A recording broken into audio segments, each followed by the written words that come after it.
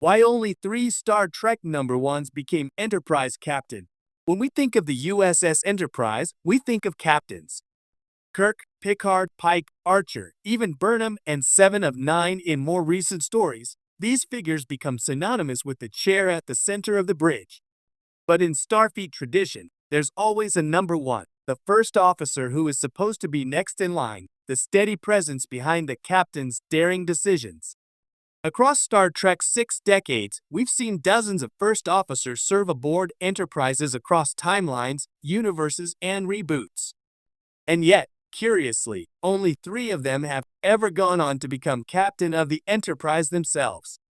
It's a fascinating oddity in Star Trek history, one that says as much about the franchise's storytelling choices as it does about its in-universe Starfleet succession rules. So why is the record so small? And why did these three succeed where others didn't? Let's break it down. The three who made it. 1. Spock, from science officer to Enterprise captain.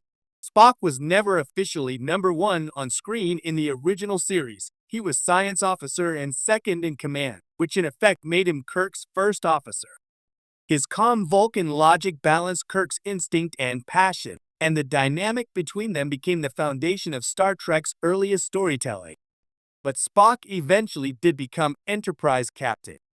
In Star Trek II, The Wrath of Khan, the Enterprise is under his command, as Kirk had accepted a desk job as admiral. Though Kirk eventually takes the Khan back during the crisis with Khan, Spock's quiet confidence in the chair was a long time coming. Spock's captaincy is unique because it came not from ambition, but from circumstance. He never chased command, yet his loyalty, intellect, and record made him the natural successor when Kirk stepped away. Spock represents the archetype of the reluctant leader, proof that command often comes not to those who seek it, but to those who are best suited for it. 2. William Riker, the long wait finally paid off. If ever there was a poster child for the first officer who wouldn't leave the chair next to the captain, it was William T. Riker. He spent 7 seasons of Star Trek, the next generation, turning down promotion after promotion, content to serve under Picard. Riker's hesitation came partly from fear of losing the mentor he admired and partly from an unspoken belief that the Enterprise D was the best posting in Starfleet. Why trade it for a smaller, less prestigious command?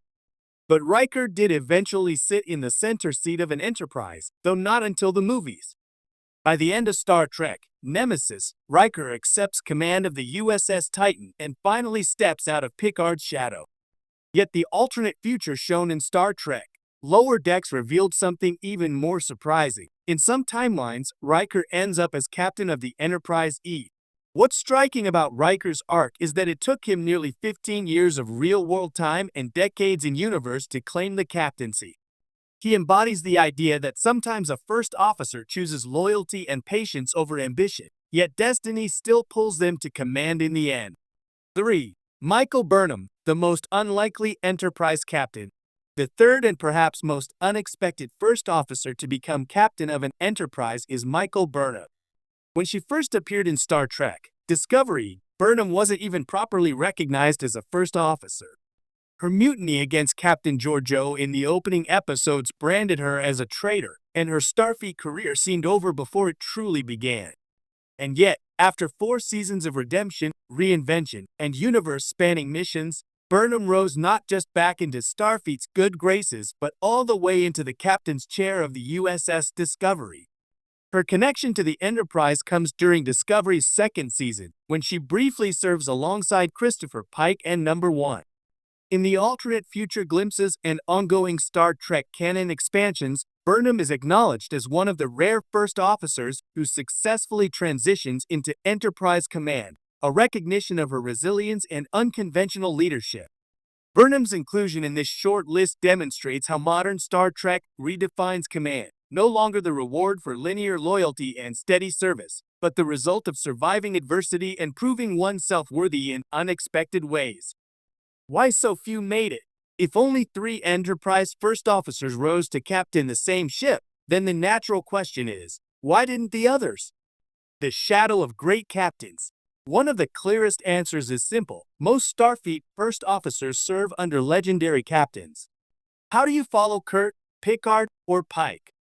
In many cases, writers, and perhaps the fictional Starfleet itself, decide that the ship is so strongly identified with its captain that the first officer would seem like a pale imitation if they simply took over.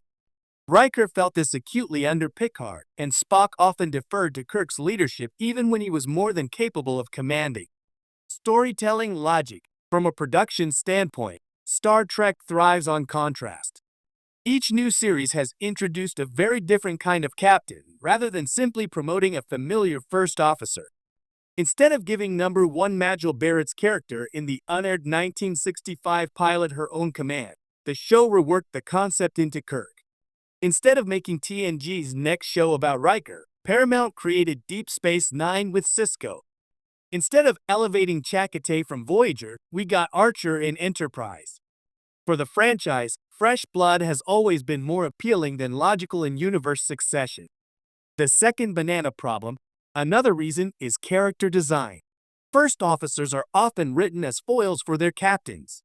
Spock's logic balances Kirk's emotion. Riker's warmth softens Picard's rigidity. Kira Nerys, though not on the Enterprise, counterbalances Sisko's Starfleet discipline with fire on fire. These characters are meant to complement, not overshadow, the captain. Elevating them to command risks disrupting the dynamic that made them compelling in the first place. Tragic fates and missed opportunities. Some Enterprise first officers never lived long enough or stayed long enough to rise. Number 1. The original, played by Barrett, was written out after the pilot. Data sacrificed himself in Nemesis. Topol never served on an Enterprise beyond Archer's NX-01. Even Worf, who commanded briefly in certain future scenarios, was too often caught between Klingon and Federation worlds to ascend to permanent Enterprise captaincy. What it says about Star Trek. The scarcity of Enterprise first officers who became captains reflects something deeper about Star Trek's philosophy. Command, in the Star Trek universe, isn't automatic. It isn't simply a promotion waiting at the end of patient service. Instead, it is a crucible. Spock, Riker, and Burnham each faced trials that tested their very identity. Spock with the loss and return of Kirk, Riker with years of deliberate hesitation, and Burnham with outright disgrace. They didn't become captains because they were first officers. They became captains because they grew beyond being first officers. This is very different from real-world naval or military structure, where first officer is explicitly a stepping stone to captaincy. In Star Trek, the chair is a destiny, not a rung on a ladder. Could more first officers still rise? The future of Star Trek leaves room for more of these transitions. Strange New Worlds has given us Rebecca Romijn's number 1, Una Chin Riley, who is so compelling that fans speculate she could one day be written into her own Enterprise command. In Lower Decks, Riker's role as Titan captain